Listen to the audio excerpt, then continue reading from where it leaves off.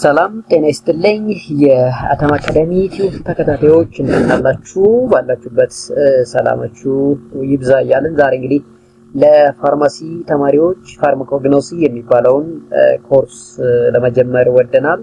ዛሬ እንግዲህ የመጀመሪያው ቻፕተር ኢንትሮዳክሽን ፓርቱን በፓርት 1 የምናይ ይሆናል። እንግዲህ ይሄ ቪዲዮ ለፋርማሲ ተማሪዎች ለፖስት ቤዚክ እንዲሁም ለሬጉለር መርሃ ግብር ተማሪዎችም የሚጠቅም ቪዲዮ ነው። ስለዚህ የፋርማሲ ተማሪ ሆናችሁ ይሄ ኮርስ የሚያስፈልጋችሁ ሁሉ ይሄን ቪዲዮ ላይክ እንዲሁም ቻናሉን ሰብስክራይብ በማድረግ ቪዲዮ ደግሞ ሌሎች ተማሪዎች ጋር እንዲደርስም ደግሞ ለሌሎች ተማሪዎችም ሼር በማድረግ እንግዲህ እንታደርሷቸው በአክብሮት እንጋብዛለን። ዛሬ እንግዲህ በቀጥታ ፋርማኮግኖሲ ምንድነው በጀነራል ኢንትሮዳክሽን ቱ ፋርማኮግኖሲ በሚለው እንጀምራለን። ምንድነው ፋርማኮግኖሲ? ምንድነው ከፋርማሲ ስታፍ ጋር ያገናኘው? ምን አይነት ሮል ነው? ስኮፕስ ከምንድነው የሚለው የምናይ ይሆናል ማለት ነው። እንግዲህ ኢንትሮዳክተሪ ፓርት አለው። ክሩድ ድራግ ማለት ነው። ዴፊኒሽን፣ ኖሜንክሌቸር እናያለን። then classification of crude drug, evaluation of crude drugs, types of preparation from plants, official and unofficial drugs የሚባሉት እናያለን። then scientific analysis of drugs from natural resources like selection, identification, literature survey or literature review ምንለውን extraction and separation methods, pharmacological activity of the extract or fractions and the phytochemical screening የሚሉትን ተርሞች እያየን እንሄዳለን። በጣም ሰፊ ቻፕተር ነው ኢንትሮዳክሽኑ። እንግዲህ ያው በፓርት 1 ዛሬ የተወሰነውን የምናይ ይሆናል ማለት ነው። ብሬንስቶርም ለማድረግ ያክል እንግዲህ ሜንሽን the name and the use of traditional medicinal plants which you encounter in your village ይላል። እንግዲህ በአካባቢያችን ብዙ የባህል ሐኪሞች ይኖራሉ። እነኛ የባህል ሐኪሞች የሚጠቀሟቸው ደግሞ የባህል መድኃኒት የሚባሉት ትራዲሽናል ፕላንቶች ይኖራሉና እነማንን ታውቃላችሁ የሚል ጥያቄ ነው የሚጠይቃችሁ። ከዛ have you ever heard the term pharmacognosy? ካውንፊትስ ይሄንን ተርም ሰምታችሁ ታውቃላችሁ ወይ? ፋርማኮግኖሲ የሚለውን ተርም ሰምታችሁ ታውቃላችሁ ወይ? ከሰማችሁስ ምን ማለት ነው ፋርማኮግኖሲ የሚለውን ብሬንስቶርም እንድታደርጉ ብሬን ዎሽ እንድታደርጉ ይጋብዛል ማለት ነው። እንግዲህ ያው እንደሚታወቀው በአካባቢያችን ብዙ አይነት ፕላንቶች አሉ። ትራዲሽናል ሜዲሲን ላይ ትልቅ ጥቅም ያላቸው የባህል ሐኪሞች የሚጠቀሟቸው ፕላንቶች ይኖራሉ። ያው ባንድም በሌላም እናውቃቸዋለን። ነገር ግን ሳይንቲፊካሊ ስማቸው ምንድነው ኮግኖሲ ኢን ተርምስ ኦፍ ፋርማኮግኖሲስ እንዴት ይታያሉ የሚለው ነው ማናውቀው እንጂ we have a number of traditional medicinal plants in our country because we Ethiopian have around 7,000 species of plant እንግዲህ 7,000 ያላነሱ የእጽዋት ዝርያ ያላት ሀገር ናትና በዚች ሀገር ውስጥ ታዲያ በጣም ብዙዎቹ ለመድኃኒትነት የሚውሉ እንደሚሆኑ ምንም ጥርጥር የለውም ማለት ነው። ስለዚህ ፋርማኮግኖሲ እንግዲህ አሁን እነኚህን ትራዲሽናል ሜዲሲናል ፕላንቶችን በመጠቀም መድኃኒት የመስራት ሂደትን የሚያሳልጥልን የትምህርት ዘርፍ ነው ማለት ነው። እኔው እስኪ the word pharmacognosy derived from two Greek words ይላል። ፋርማኮን እንደ ጂኖሲ ነው። ፋርማኮን ስንል እንግዲህ ድራግ ማለታችን ነው። ጂኖሲ ስንል ደግሞ to acquire the knowledge። ስለዚህ ስለ መድኃኒቶች ስለ ድራጎች ዕውቀት የሚሰጠን ዕውቀት የሚያስጨብጠን የሳይንስ ዘርፍ ነው ማለት ነው the so called pharmacognosy የምንለው። in the 9th century the term material medica was used for the subject known as pharmacognosy ይላል። እንግዲህ በ19ኛው ክፍለ ዘመን ጀምሮ ነው the material medica የምንለውን even the place of pharmacognosy እንጠቀመው ነበር ነው። pharmacognosy can be defined as a branch of bioscience which deals with the study of natural products primarily obtained from plant, animal, microbes and the mineral origin ይላል። ያው primarily እንግዲህ natural origin or natural products and plant source, animal source, microbes like fungus, bacteria, algae sources አለ። ሌላው marine species እንዲሁም ደግሞ mineral origin የምንላቸው ናቸው ማለት ነው። ፋርማኮግኖሲ እንግዲህ በአጠቃላይ ስለነኚህ source of drug የሚያጠና የሳይንስ ዲሲፕሊን ነው። pharmacognosy is the study of crude or unrefined drug from the natural sources treated scientifically and includes the knowledge of history, distribution, cultivation, the collection, processing for market and the storage, the study of sensory, physical, chemical and the structural as well as biological characters as well as the use of this drug. እንግዲህ ፋርማኮግኖሲ አሁን በአጠቃላይ unrefined ስለዚህ ቀጥታ ክሩድ ድራጉ እንደወጣ ከፕላንት ውስጥ ወይ ከማይክሮ ኦርጋኒዝም ውስጥ እንደወጣ ማለት ነው። ፑሪፋይ ሳይደረግ ያለውን ክሩድ ድራግ ይለዋል። ስለሱ ያጠናል። ይሄን ክሩድ ድራግ ከየት ነው የሚያገኘው ሲባል ከናቹራል ሶርስስ ሶ ሳይንቲፊካሊ እነኛ ፕላንት ኦር ናቹራል ሶርስ ደግሞ እንዴት ይታያሉ? ሂስቶሪካል ባክግራውንዳቸው ምን ይመስላል? ዲስትሪቢዩሽናቸው የት የት ነው? ካልቲቬሽን ኮሌክሽን ስትራቴጂያችን ምን ይመስላል? እንዴት ነው የምንሰበስባቸው? ፕሮሰስ የምናደርገው ስቶሪ የምናደርግበት ሂደትስ ምን ይመስላል? ፊዚካል፣ ኬሚካል፣ ስትራክቸራል አስዌላስ ባዮሎጂካል ካራክተራይዜሽን ቴክኒኮችስ እነማን ናቸው የሚለው በትክክል የሚነግረን የሳይንስ ዲሲፕሊን ነው ፋርማኮግኖሲ የምንለው። So it also includes the study of other material used in pharmacy such as pharmaceutical aids like suspending, emulsifying, disintegrating, binder, flavoring, sweetening እና filtering agent ነው። ፋርማሲቲካል ኤድ የምንላቸው እንግዲህ አንድ መድኃኒት ሲሰራ አክቲቭ ኢንግሪዲየንት እና ኤክስፔንቱ አለ በጋራ አንድ ጋር ሁለቱን ኮምባይን አድርገን ነው ድራግ የምንሰራው። ሶ ያን ድራግ ስንሰራ እንግዲህ ኢመልሲፋይንግ ኤጀንት ወይ ልንጠቀም እንችላለን፣ ባይንደር እንዲጣበቁ የሚያደርግ ልንጠቀም እንችላለን፣ ፍላቨሪንግ ሊጣፍጥ የሚያደርጉ ይሆናል። አሁን አንዳንድ መድኃኒቶች የሚጣፍጡ ናቸው፣ ጥሩ ጣዕም ጥሩ ጠረን ያላቸው ናቸው። ሶ እነኚህ ፋርማሲቲካል ኤድ እንላቸዋለን። በራሳቸው የመድኃኒትነት ጥቅም የላቸውም፣ ነገር ግን ያኛ መድኃኒት ብለን የሰራነው ነገር በትክክል ፔሸንቱ አክሴፕት እንዲያደርገውና ጥቅም ላይ እንዲውል የሚያደርጉ ነገሮች ናቸው ነው። ስለነኚህም እንግዲህ የሚያጠራው የፋርማኮግኖሲ የምንለው ፊልድ ከነኚህ ጋር ግንኙነት አለው ነው። ሰብስታንስ ላይክ አንቲባዮቲክ፣ ሃሎሲኔሽን እንደ አለርጂን፣ ኢሙናይዚንግ ኤጀንት፣ ቫክሲንስ፣ ፖይዘነስ ፕላንት፣ ኢንሴክቲሳይድ፣ ፔስቲሳይድ፣ ሄርቢሳይድ፣ ኮንትራሴፕቲቭስ የምንላቸው ሁሉ እንግዲህ ኮንሰፕት ኦፍ ፋርማኮግኖሲ ይኖራቸዋል ነው። ሶ ኢን 1707 to 1780 ካርለስ ሌነስ የሚባለው ስዊዲሽ ኬሚስት ሳይንቲስት ምንድነው ያለው? ክላሲፋይ ዘ ፕላንት and introduce the system of naming the plant known as binomial system, the Latin or scientific name so called binomial which is still followed ይላል። ያው ባይኖሚያል ሲስተም እንጠቀማለን። ይሄ ማለት ሳይንቲፊክ ሲስተም ነው፣ ሳይንቲፊክ ኖሜንክሌቸር ሲስተም። እንግዲህ እኛ ኢትዮጵያኖች ብዙ ትራዲሽናል ሜዲሲናል ፕላንቶች ይኖሩናል፣ ግን እነኛ ፕላንቶች ዓለም አቀፍ እንዲሆኑ ባይኖሚያል ኖሜንክሌቸር ስትራቴጂ ነው የምንጠቀመው እንጂ ሳና ብንል ግራዋ ብንል ማንም ሊያቀለን አይችልም። ሶ ዓለማዊ እንዲሆኑ ምን ያስፈልጋል? ሳይንቲፊክ ኔም ያስፈልጋል። ሶ ያንን ባይኖሚያል ሲስተም or ሳይንቲፊክ ኔም ሲስተም ለመጀመሪያ ጊዜ እንግዲህ ካርል ሊነስ የሚባለው ነው በ18ኛው ክፍለ ዘመን ኢንትሮዲዩስ ያደረገው። ስቲል ናው ዊ አር ዩዚንግ ዛት። ስለዚህ አንድ ፕላንት ቀጥታ ወደ ሪሰርች ከማስገባታችን በፊት ፕላንቱ ሳይንቲፊካሊ ማን ነው የሚለው ሄርባሪየሞች or ቦታኒስቶች ስሙን እንዲሰጡት ያስፈልጋል ማለት ነው። ኢንተርናሽናሊ አክሴፕትድ የሆነ ስም። So the natural products are currently of considerable significance due to their unique attributes of significant source of therapeutic phytochemicals ይላል። ያው ናቹራል ፕሮዳክት ላይ ዛሬ ላይ ሳይንቲስቶች በደንብ ፎከስ አድርገው እየሰሩበት ይገኛሉ። ምክንያቱም በተፈጥሮ የሚገኙ ፕሮዳክቶች ምንድነው ዩኒክ ቴራፒውቲክ ኤፊካሲ ያላቸው ከቶክሲቲ አንፃር ካያናቸው ደግሞ ቶክሲቲያቸው ዝቅ ያለ ነው። ያን ያህል ከፍተኛ ቶክሲቲ ፕሮፋይል የላቸው። ሶ አንዱ ጥቅማቸው ነው። ሶ the advantage of natural drug is an easy availability, economic or less or no side effects and a wide margin of safety, but the disadvantage is that they are the victim of adulteration. እንግዲህ ሁሉ አድቫንቴጅ አላቸው። በቀላሉ እናገኛቸዋለን። ኢኮኖሚክ ወይ በሆነ ትንሽ ገንዘብ ልናገኝ እንችላለን። ሳይድ ኢፌክታቸው ዝቅተኛ ሊሆን ይችላል። ግን አንድ ዲስአድቫንቴጅ አላቸው። ምንድነው? አደልተሬሽን፣ የማይፈለጉ ቶክሲክ ሊሆኑ ኢምፑሪቲዎች ክሩድ ድራግ ውስጥ ይገኛሉ። ያ ዲስአድቫንቴጅ ነው። እንግዲህ የባህል ህክምና ስንል የባህል ህክምና መጥፎ አይደለም፣ ጥሩ ነው። ግን ትልቁ ዲስአድቫንቴጁ ምንድነው? ዶዙ እና እዛ ዶዝ ውስጥ ያሉት ኢምፑሪቲ ፕሮፋይሎችን አያውቋቸውም ነው። እነኛ ደግሞ ዞረው ሊጎዱን ይችላሉ ማለት ነው። So unlike taxonomic identification, pharmacognostic study includes parameters which help to identify adulteration in dry fruit form. This again necessary because once the plant is dried and made into powder form, it loses its morphological identity and easily prone to adulteration ይላል። ያው እንደምታውቁት ልክ ፕላንቱን ሰብስበን አድርቀን ከወቀጥነው በኋላ ወይም ደግሞ ሳይዙን ሪዲዩስ ካደረግን በኋላ ሞርፎሎጂው ኮምፕሊትሊ ምን ይሆናል? ይጠፋል። ያጠፋ ማለት ደግሞ ለተለያየ አዳልትሬሽን ተጋላጭ ይሆናል ማለት ሶ ይሄ እንግዲህ the introductory parts of a natural product እንደ ፋርማኮግኖሲ ነው። ሂስትሪው ምን ይመስላል? ታሪካዊ አመጣጡ ምን ይመስላል የሚለው እንዴ። So the history of herbal medicine is as old as human civilization ይላል። እንግዲህ herbal medicine ይሄ ባህል ህክምና የምንለው በጣም የቆየ ሳይንስ ነው። It was found evidently that different countries like China, India, Egypt, Ethiopia and Greece were using plant medicinally from long before Christianity era ይላል እንግዲህ ከክርስቶስ ልደት በፊት ጀምሮ እንደ ቻይና ያሉ ሀገሮች እንደ ሂንዲያን ያሉ እንደ ኢጂፕት እንደ ኢትዮጵያን ያሉ እንደ ግሪክ ያሉ ሀገሮች ይሄንን የባህል ሕክምና ይጠቀማሉ። አሁንም ደግሞ እየተጠቀሙት ይገኛሉ።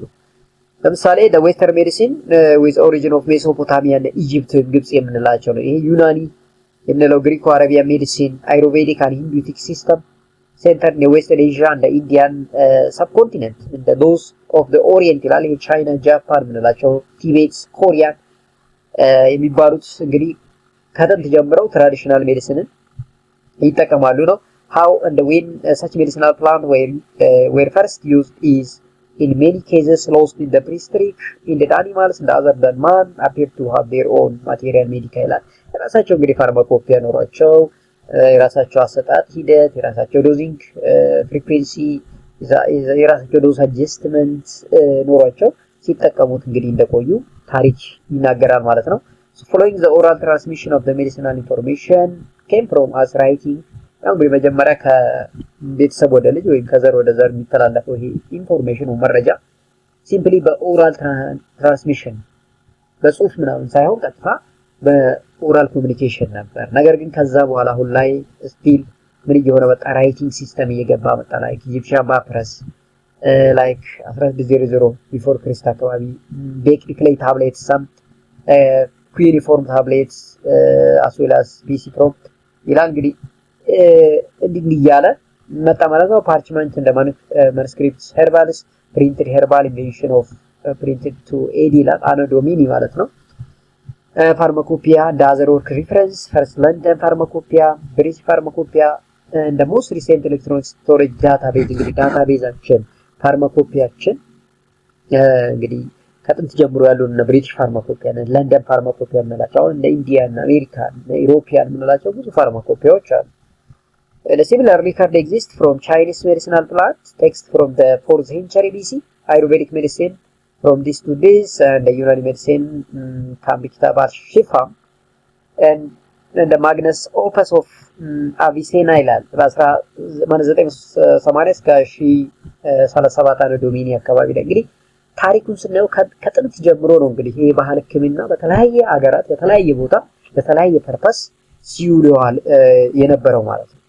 So following the contribution to the medicine Hippocrates the father of the medicine የምንለው እንግዲህ ሂፖክራተስ አሪስቶቴልስ ዲዮስኮሮስ ኮራይድስ ጋሌን የምንላቸው and an early Arabian physician there was a period of approximately around 1000 years during which little if any progress was made in the medicinal sciences እንግዲህ እነኚህ በአንድም በሌላም ብዙ ለዚህ ለሜዲሲናል ኢንዱስትሪው ትልቅ ተጽዕኖ ትልቅ ኮንትሪቢዩሽን ያደረጉ ሳይንቲስቶች ናቸው ማለት ነው። the first pharmacist Gela was known as to have had a number of pain relieving material including opium in his apothecary ይላል። ይሄ ማለት እንግዲህ pain relieving ማለት ያው ህመምን ለማስታገስ እንደማለት ነው። እሱን ሲጠቀሙ ለረጅም ጊዜ ቆይቷል። የመጀመሪያው ግን ጌላን የሚባለው ሳይንቲስት ነው። ኦፒየም ይሄ ሞርፊን የወጣበትን ፕላንት ዝርያ ለፔን ሪሊፊንግ እየተጠቀመው የነበረው ሳይንቲስት ነው ማለት ነው። ከዛ በኋላ ብዙ ሳይንቲስቶች ይሄንን ሴናሪዮ ሲጠቀሙት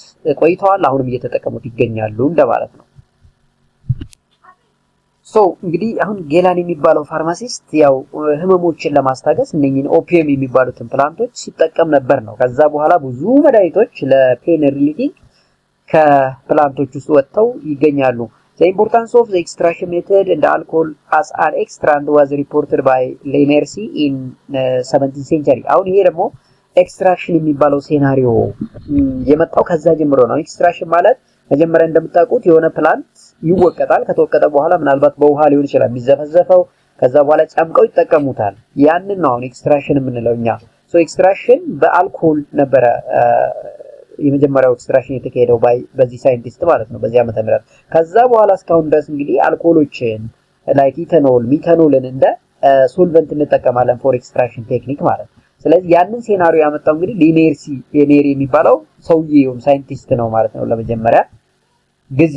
ከዛና ዊሊያም ዊተሪንግ የምንላቸው አሉ እንግዲህ ፐብሊሽ አን አካውንት ኦፍ ሰም ኦፍ ዘ ሜዲሲናል ፕላንትስ ፎር ክሎቭስ ሊቭስ ላይክ ዲጂቶክሲን ቤዝድ ኦን ዘ 10 years ኦፍ ዘ ኤክስፐሪመንቴሽን። እነዚህ ሳይንቲስቶች ደግሞ ይሄ ዲጂቶክሲን የምንለው ለሄርት ፌለር የሚሰጠው መድኃኒት እንግዲህ ከዛን ዘመን እንግዲህ ዲጆክሲን አሁን እንግዲህ ሄርት ፌለር የሚሰጠው መድኃኒት እንግዲህ ከዚህ ዓመተ ምህረት ከፎክስ ግሎፍ ፕላንት በ10 ዓመት ምርምር ውስጥ በኋላ የተገኘ መድኃኒት ነው ማለት ነው። ከዛ ኩሉምባሚን የምንለው አናልካሎይድ ድራግ ቢካም አን ኦፊሻል 788 1800 ፍሬንች ፋርማሲስት ዴሮሲን አይሶሌትድ ናርኮቲን ፍሮም ኦፒዮም ይላል። 1806 አይሶሎሞርፊን ፍሮም ኦፒየም ትሪ ፖፒቨራ ሶምኒፌረም እና ፖፒቨራ ሰንቲጀረም የምንላቸው ስፔሻሊስት ሪሊቪንግ ፔን ነው። ያው ፔን ሪሊቪንግ ኦር አንቲ ፔን ድራግ ነው። ኮምፓውንድ ላይክ ስትሪችኒን፣ ኢሜቲን፣ ብሩሲን፣ ፒፔሪን፣ ኩኒን የምንላቸው ኮልቺሲን የምንላቸው በሙሉ እንግዲህ ከዛ በኋላ ከፕላንት ውስጥ በአይሶሌሽን ቴክኒክ የተገኙ መድኃኒቶች ናቸው። ስቲል ናው የምንጠቀማቸው መድኃኒቶችም አሉ ማለት ነው። እንግዲህ ከዛን ዘመን ወጥተው ስቲል ሜዲሲን ኢንዱስትሪ ኦር ፋርማሲቲካል ኢንዱስትሪ ውስጥ የሚገኙ መድኃኒቶች አሉ ማለት ነው። So the French pharmacist Pelletier የምንለው ደግሞ first reported an isolation of strychnine from ignitus pine and the latter from nux vomic acid ይላል። ያው ይሄ the scientific name of the plant ነው። A new process of extraction of alkaloid was discovered by Stas and Otto in 1852 ይላል። እንግዲህ አልካሎይድ ኤክስትራክሽን ቴክኒክ አሲድ ቤዝ ኤክስትራክሽን ቴክኒክ የምንለው ነው ብለናል። ሶ ይሄ አሲድ ቤዝ ኤክስትራክሽን ቴክኒክ እንግዲህ የመጀመሪያ ጊዜ ስታስ እና ኦቶ የሚባሉ ሳይንቲስቶች ናቸው በዚህ ዓመተ ምህረት ዲቨሎፕ ያደረጉት። Other important discoveries were the isolation of nicotine from tobacco leaves by Posset and Riemann 1828, cocaine by Newman, opamine by so-called cardiac glycoside የምንለው by Hardy and Gallows በዚህ ዓመተ ምህረት አይሶሌት የተደረጉ ሜዲሲኖች ናቸው ማለት ነው። ሶ እንግዲህ ሂስትሪው ስናይ ከጥንት ጀምሮ እነኚህ ትራዲሽናል ሂለሮች እነኚህ ባዮአክቲቭ ሜታቦላይት ይጠቀማሉ ማለት ነው። ስቲል ናው እኛ ደግሞ በሳይንቲፊክ ሜቶድ ተጠቅመን በኤክስትራክሽን ቴክኒክ ወደ መድኃኒት ኢንዱስትሪ፣ ድራግ ዲዛይን እና ድራግ ዲስከቨሪ ኢንዱስትሪ ውስጥ እንደ ሊድ ኮምፓውንድ እንደ አክቲቭ ፋርማሲቲካል ኤድ እንጠቀማቸዋለን ማለት ነው። ፒሎካርቢን ባይ ጄራርድ እና ሃርዲ፣ ኤፌድሪን ባይ ኔጊያ ይላል። እንግዲህ ኤፌድሪን አንቲ አስማቲክ ኤጀንት መሆኑን አውርተናል። ፎዶፋይላቶክሲን ሶ ኮልድ አንቲ ካንሰር ኤጀንት ባይ ኮርስቲን ነው። አይሶሌሽን ኦፍ ኤርጎሜትሪን፣ ዲጆክሲንስ፣ ሬስፔሪን፣ ታዮፊሊን which is anti-asthmatic agent and quinidine are the significant discovery of the 20th century በ20ኛው ክፍለ ዘመን የተገኙ ሚታይልዛንቲን ዴሪቬቲቭ ከምንለው አሁን የፎስፎዳይስተሬስ ኢንሂቢተር የሆነው ለአስማቲክ ትሪትመንት የምንጠቀመው ሌሎቹም አብዛኞቹ ለዲጆክሲን፣ ለካርዲያክ፣ ለሄርት ፌለር የምንጠቀማቸው የወጡት እንግዲህ ከፕላንት ውስጥ እንደሆነ ነው የሚነግረን ማለት ነው። ሶ ክሩድ ድራግ ታዲያ ማለት ምን ማለት ነው? አሁን ይሄን ያህል ስለ ኢንትሮዳክተሩ ፓርት ካየን ክሩድ ድራግ የምንለው ምን ማለታችን ነው? ዋትስ ክሩድ ድራግ ኢን ጀነራል? ሶ ዘ ተርም ክሩድ drug generally applies to the product from plants, animals, mineral origin found in raw form. ቀጥታ ኤክስትራክሽን ተጠቅመን ካወጣኑ በኋላ የምናገኘው ምን ይባላል? ክሩድ ድራግ ይባላል። ይሄ ማለት አንድ ፕላንት ሰበሰብን፣ ያንን ፕላንት ካደረቅን በኋላ በማሰሬሽን ሊሆን ይችላል፣ ዲኮክሽን ሊሆን ይችላል፣ ፐርኮሌሽን ሊሆን ይችላል፣ ሶክስሌት ሊሆን ይችላል። ኤክስትራክሽን ሰራን ሶልቨንት ተጠቅመን ያንን ሶልቨንት ከውስጡ ካስወገድን በኋላ የምናገኘው ክሩድ ድራግ ይባላል ማለት ነው። ይሄ ክሩድ ድራግ እንግዲህ ሮ ፎርም ነው፣ ጥሬ ነው፣ አይሶሌት አልተደረገም። ብዙ ሰከንደሪ ሜታቦላይቶች እዛ ውስጥ ይገኛሉ። ብዙ ፋይቶኬሚካሎች በጋራ ይገኛሉ። ብዙ አዳልትሬሽኖች፣ ኢምፑሪቲዎች ይገኛሉ። ለዚህም ሮ ፎርም ነው ማለት ነው። So the term crude drug is referred to in relation to the natural product that has not been advanced in value or improved in condition by any process or treatment beyond which is essential for the proper packing or prevention from deterioration. ምንም የሚደረገው ነገር የለም። ኤክስትራክት አደረግን፣ ፍሪጅ ውስጥ አስቀመጥነው ዲተሮሬሽንን ፕሪቨንት ለማድረግ ፕሮፐርሊ ፓኬጅ አድርገን ማለት ነው። ምንም ኢምፕሩቭመንት፣ አይሶሌሽን፣ ሌላ አዳልተሬሽን የሰራነው ነገር የለም። ቀጥታ እንደወጣ ነው። ያንን ነው እንግዲህ ክሩድ ድራግ የምንለው ማለት ነው። ክሩድ ድራግ ማለት እሱ ነው። So nomenclature of crude drug. So according to whether they contain regular organized cellular structure or not, crude drug are further grouped as organized and unorganized cellular drug ብለን ደግሞ እንከፋፍለዋለን ማለት ነው። Organized crude drug comprise crude drug material which represent the part of the plant and are therefore made of above the cells. Unorganized are a diverse group of solid and liquid material which do not consist of the part of the plant and are obtained from the variety of extraction procedure. ስለዚህ ኦርጋናይዝድ ስንልና አንኦርጋናይዝድ ስንል ይለያል። ኦርጋናይዝድ የምንለው እንግዲህ the part of the plant represent የሚያደርገን again it is made up of cells ያኛው ግን it cannot be represent the part of the plant and obtained from the variety of extraction procedure ነው ማለት ነው። እዚህ organized unorganized የምንላቸው በዚህ ነው ማለት ነው። እዚህ ጋር more ዲፈረንሳቸውን በቴብል መልክ አስቀምጠናል። ሶ organized ሲሆን ምንድነው unorganized ሲሆን ደግሞ እንዴት ነው የሚለው እዚህ ጋር ይቀመጣል። ለምሳሌ organized ስንል cellular structure present አለ። እዚህ ደግሞ cellular structure is absent. Organized drug are a part of a plant like fruits, seeds and roots as well as animals ሊሆን ይችላል። Unorganized ስንል ግን drugs that obtained from the parts of the plant and animal by extraction, distillation, expression. Proper study undergo microscopic, but for study physical constant like density, viscosity, refractive index, optical rotation, chemical text are important. Here they are solid in nature, but they are solid, semi-solid or liquid ሊሆን ይችላል like lemon oil, starches. እዚህ ማለት ነው like deep. So እንግዲህ ኦርጋናይዝድ እና አንኦርጋናይዝድ የምንላቸው በዚህ መልኩ ሊያዩ ይችላሉ ማለት ነው። ሶ እንደ ክላሲፋይ እናርጋቸው እንግዲህ ታዲያ so in pharmacognosy crude drug may be classified according to different criteria. እንግዲህ ይሄንን crude drug classify ለማድረግ different criteria አለ። አንደኛው alphabetical status፣ ሁለተኛው taxonomy of the plant and animal፣ ሶስተኛው ሞርፎሎጂያቸው፣ አራተኛው chemical nature of the active constituent or phytochemical ምንለው፣ ሄሞታክሶኖሚክ ስታተሱ፣ ዜር ፋርማኮሎጂካል አክሽን እና ቴራፒቲክ አፕሊኬሽኑ። በዚህ ምን ልናደርግ ነው ማለት ነው? እንግዲህ ክሩድ ድራጉን ልንከፋፍለው ነው ማለት ነው። ዲፍረንት ክላሰስ ምን ማለት ነው? አንድ ባንድ እናያቸው። አልፋቤቲካል ክላሲፊኬሽን ስንል ምን እያለ ነው? So the drug or the crude drug are arranged according to their alphabetical order of their Latin and English name. እንግዲህ አልፋቤቲካል ስንል በኦርደር ኦፍ ሌተር ነው ማለት ነው። እንግሊሽ ኔማቸው ላቲን ተርማቸው በዛ አልፋቤቲካሊ አሬንጅ እናደርጋቸዋለን። የራሱ የሆነ አድቫንቴጅ እና ዲስአድቫንቴጅ ያለው። ለምሳሌ አድቫንቴጅ ከሚባለው if we know the name of the drug we can study it properly, quickly, easy, no repetition of entires, no confusion, addition of interest easy ይላል። በቀላሉ ካወቅነው ስሙ ስለሱ ማጥናቱ አይከብደንም፣ ሪፒቲሽንም እንዳይኖር ያደርጋል። Disadvantage, no relationship between previous and successive entries.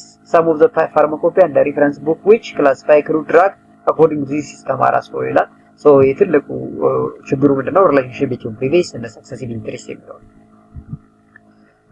like ለምሳሌ እንግዲህ ዩናይትድ ስቴትስ ፋርማኮፒያ እና ናሽናል ፎርሙላሪ ኦር ኤንኤፍ፣ ብሪቲሽ፣ ዩሮፒያን፣ ጃፓን፣ ኢንዲያን፣ ብሪቲሽ ሄርባል እና ብሪቲሽ ኮዴክስ እንለዋለን። again encyclopedia of the common natural ingredients used in the drug as well as cosmetics. So ይሄ እንግዲህ for ምንድነው ፋርማኮፒያ for ፋርማኮፒያዎች እንላቸው ናቸው። so እኛም አሁን በቅርብ አንድ ያስገባነው ፋርማኮፒያ አለ። እንግዲህ ኢትዮጵያን ሄርባል ፋርማኮፒያ አለ፣ ግን ያው ኢንተንሲቭሊ ያልሰራንም ገና የራሳችን የሆነ ፋርማኮፒያ ያስፈልገናል ወደፊት።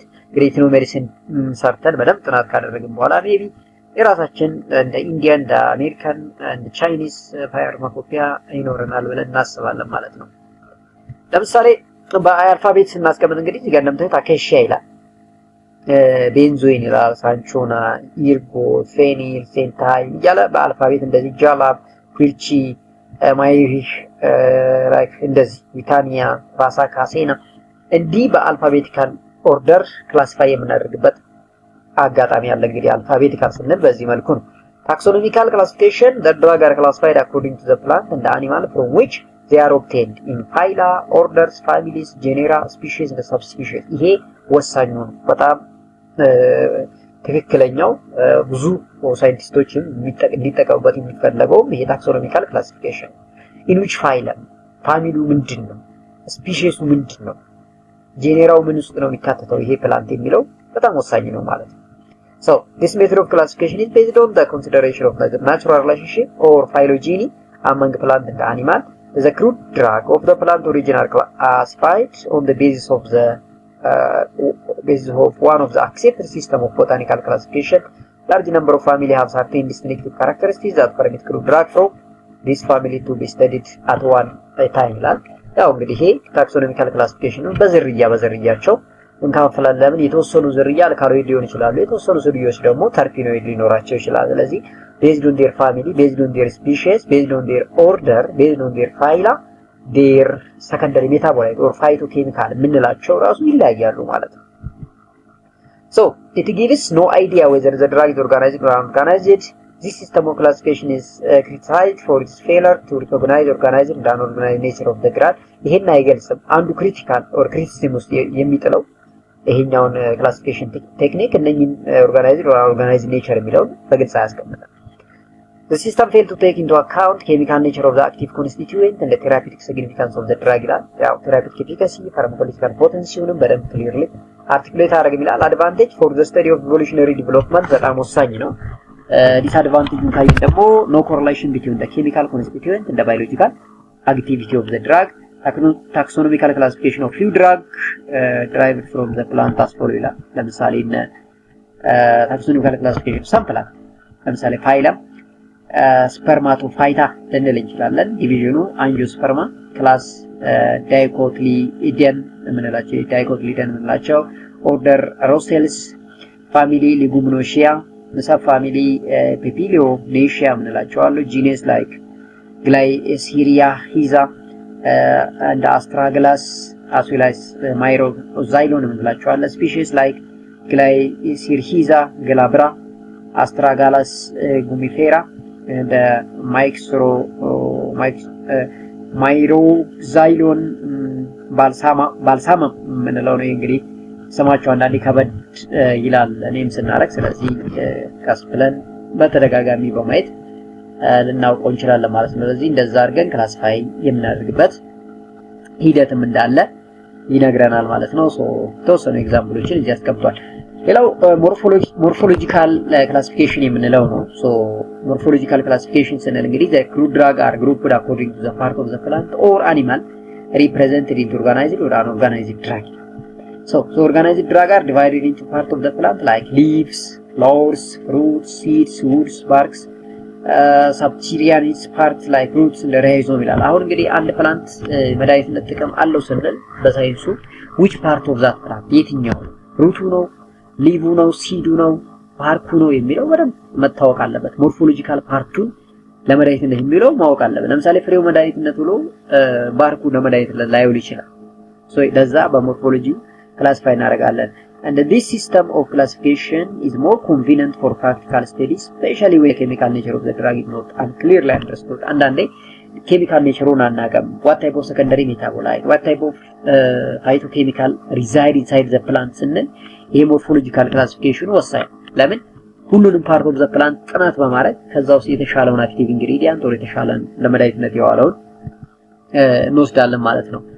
so the unorganized group are dried latex gums and extracts. identification of the drug and the detection of the adulteration is possible ይላል።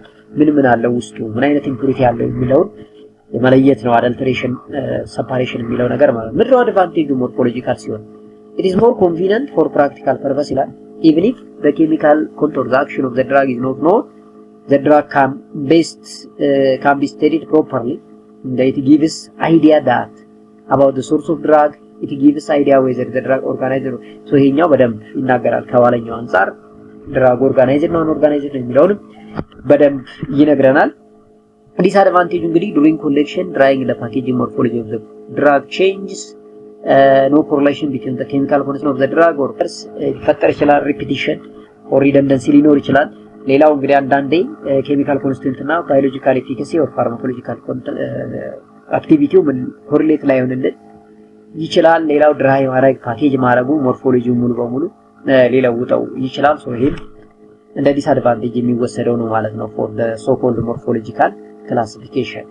example organized drug እንላቸው like seeds እና ናክስ ሞሚካ ማስታርድ ኒም እና ናትሜግ ይላል። leaf like senna leaves digitalis vasaka tulsi tea ይላል።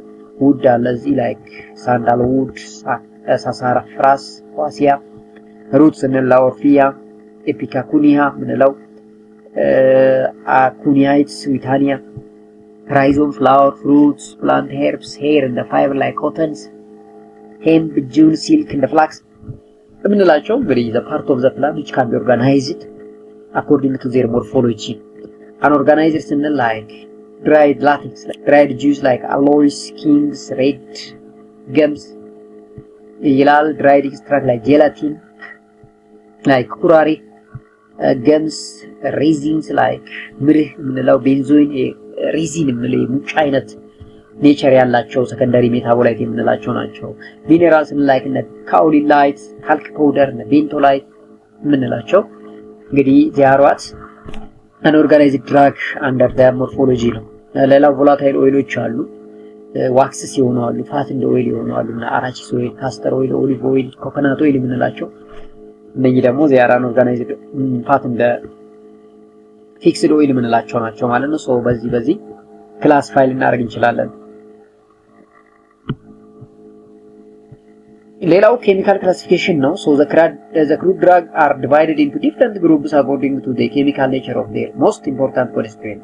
ምን አይነት ኮንስቲትዩንት ነው ያለው፣ ኬሚካል ኔቸሩ ምን ይመስላል፣ ኬሚስትሪያቸው ምን ይመስላል በሚለው ልንከፋፈላቸው እንችላለን። since their pharmacological activity and therapeutic significance of the crude drug are based on the nature of the chemical constituent, it would appear that chemical classification of the crude drug is preferred method of the study ይላል። ያው most of the time ይሄኛው ደግሞ ከዛኛው የተሻለ ነው። ለምን ኤግዛክትሊ ስትራክቸሩን ካወቅን በኋላ ስትራክቸሩ ላይ ለፋርማኮሎጂክ ሪስፖንሲብል የሆኑት ፋርማኮፎሮች ወይም ፓርት ኦፍ ዘ ድራግ እነማን ናቸው የሚለውና ቶክሲሲቲ ካለው ምናልባት ቶክሲሲቲ ሪዲዩስ በማድረግ ሳርስ ስትራክቸር አክቲቪቲ ሪሌሽንሺፕን በመጠቀም በሜዲሲናል ኬሚስትሪ ኮንሰፕት ሌላ ደግሞ ድራጎች አናሎጎችን ማምረት ይቻላል እና ይሄኛው የተሻለ ክላሲፊኬሽን ቴክኒክ ነው ማለት ነው for scientists. Advantage: it is popular approach for phytochemical. Disadvantage: this method does not give any idea about the source of the drug. Some drugs contain more than 2 different class of compounds, so it is difficult to classify ይላል። ይሄ እንደ ዲስአድቫንቴጅ የሚታየው ነው ማለት ነው። ሶ ለምሳሌ እነ ግላይኮሳይድ ስንል አልካሎይድ፣ ታኒን፣ ቮላታይል ኦይል፣ ሊፒድስ፣ ካርቦሃይድሬት፣ ሬዚን፣ ቫይታሚን፣ ሆርሞን ስንል እዚህ ጋር ኤግዛምፕሎቹ በደንብ ተቀምጠዋል ማለት ነው። እነኚህ በጣም ቤስት የሆነ ቴክኒክ ነው። ኬሚስትሪውን በደንብ ቁልጭ አድርጎ ያሳየናል፣ ስትራክቸሩን ያሳየናል። ስትራክቸር አክቲቪቲ ሪሌሽንሺፑን ለማወቅ ሁሉ እንችላለን ማለት ነው። ሶ ላይክ ዳትሮአስትራሞን፣ ሲንቾና፣ ኤርጎት አልካሎይድ፣ ናክስ፣ ቮሚካ የምንላቸው the most important ስፔክታኩላር የሆኑ አልካሎይዳል ዴሪቬቲቭ ፎር ሜዲሲን ኢንዱስትሪ ናቸው። ላይክ ግላይኮሳይድ፣ ዲጂታሊስ፣ ባርቡሪያ፣ ሴና፣ ካስካራ፣ ሊኩሪ እንለው ሊኩድ ላይ ካስተር ኦይል፣ ቢስዋክስ፣ ሊያኖሊን፣ ኮድ ሊቨር ኦይል yes resin like colophony, jalaps, polobalsma, perobalsma እነኚህ they are the so called what secondary metabolite according to their chemical nature. vitamin, hormone, proteins, enzyme, terpene የምንላቸው እነኚህ እንግዲህ the best example of drug from the plant ናቸው ማለት ነው። ስለዚህ እንግዲህ ይሄንን ያህል ካየን ቀጣይ ደግሞ ፋርማኮሎጂካል ክላሲፊኬሽን ኦፍ ዘ ድራግ የሚለውን ጀምረን የምናይ ይሆናል በፓርት 2። ለዛሬ እንግዲህ ይሄን ያህል ካየን ደግሞ ይበቃናል። ቪዲዮ ኤክስቴንድ እየሆነ እየተለጠጠ ሲሄድ ድብርት ይፈጥራልና ስለዚህ ችንታል ከሰራን ለዛሬ ይበቃናል። ለዚህ ቪዲዮ አዲስ ሆናችሁ ቪዲዮ ላይክ አድርጉ፣ ቻናሉን ሰብስክራይብ አድርጋችሁ እንዲሁም ቪዲዮውን ደግሞ ለጓደኞቻችሁ ሼር አድርጉላቸው። ዛሬ ኢለርኒንግ ሲስተምን የምናበረታታበት ነው። ሰዎች በቤታቸው ሆነው መማር ይችላሉ። ስለዚህ ያንን ከግምት በማስገባት ነው እኛ ብዙ ጊዜ ቪዲዮ የምንሰራው። ስለዚህ በተለይ ፖስት ቤዚክ ተማሪዎች ቤታቸው ሆናችሁ ቢያንስ ትምህርት አለፈን አትሉም ማለት ነው። እንደዚህ ያሉ ጠቃሚ የሆኑ ቪዲዮዎችን ስታዩ ማለት። ስለዚህ የቻናል በጣም ጠቃሚ የሆነ ቪዲዮ ካልሆነ በቀር አይለቅም። ስለዚህ ቻናሉን ሰብስክራይብ፣ ቪዲዮ ላይክ አድርጉት። ባላችሁበት ሰላም ሁኑ። በፓርት 2 እንገናኛለን።